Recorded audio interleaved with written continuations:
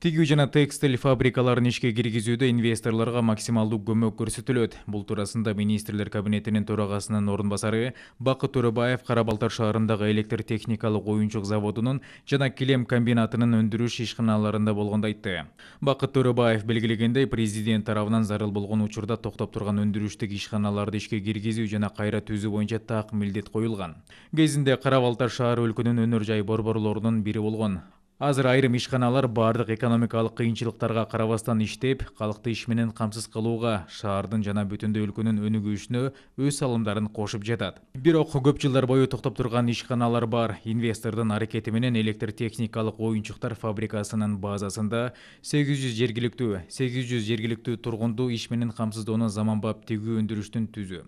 800 жергиликтүү тургунду иш менен камсыздоочу заманбап тигүү өндүрүшүн түзүү пландалууда. Бул багытта инвесторлорго тийиштүү көмөк көрсөтүү менен мындан ары да алга жылуу керек, деди Төрөбаев.